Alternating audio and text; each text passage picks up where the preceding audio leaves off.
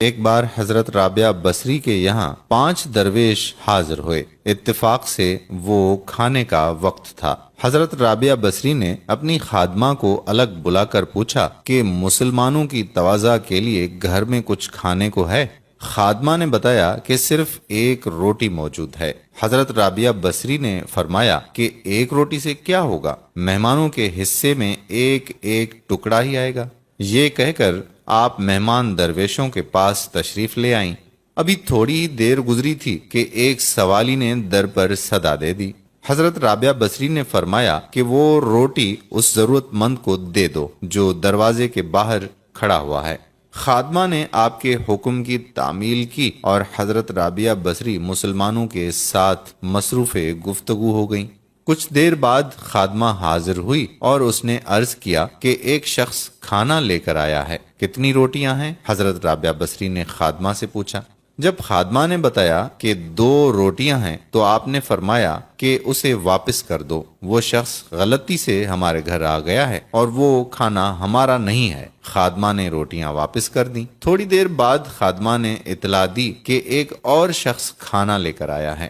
حضرت رابعہ بصری نے روٹیوں کی تعداد پوچھی تو آپ کو بتایا گیا کہ 5 روٹیاں ہیں۔ حضرت رابعہ بصری نے جواباً فرمایا کہ اس بار بھی کھانا لانے والے سے غلطی ہو گئی ہے، اس سے کہہ دو کہ وہ کھانا ہمارا نہیں ہے۔ تیسری بار ایک اور شخص کھانا لے کر آیا۔ پھر جب خادمہ نے آپ کو بتایا کہ 11 روٹیاں ہیں تو حضرت رابعہ بصری نے مسرت کے لہجے میں فرمایا کہ ہاں، یہ کھانا ہمارا ہے، اسے قبول کر لو۔ خادمہ نے کھانا لا کر درویش مہمانوں کے سامنے سجا دیا۔ پھر جب درویش کھانا کھا چکے تو ایک مہمان نے عرض کیا کہ 3 مختلف اشخاص کھانا لے کر آئے۔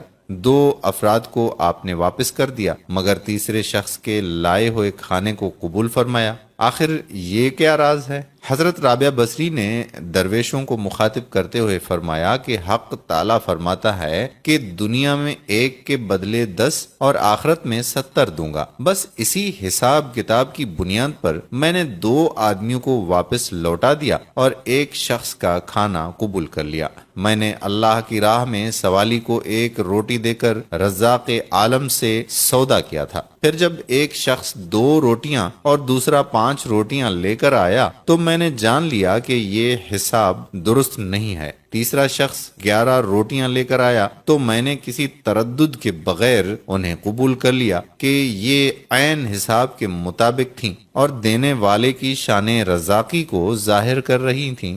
10 روٹیاں میری 1 روٹی کے بدلے میں تھیں اور جو روٹی میں نے سوالی کو دی تھی اللہ تعالیٰ نے وہ بھی واپس کر دی تھی۔ حضرت رابعہ بصری کی صبر و قناعت اور توکل کی شان دیکھ کر تمام درویش حیرت زدہ رہ گئے۔ مایوس وہ ہوتا ہے جو اللہ پر یقین نہیں رکھتا اور محروم وہ ہوتا ہے جو نعمتوں کا شکر ادا نہیں کرتا۔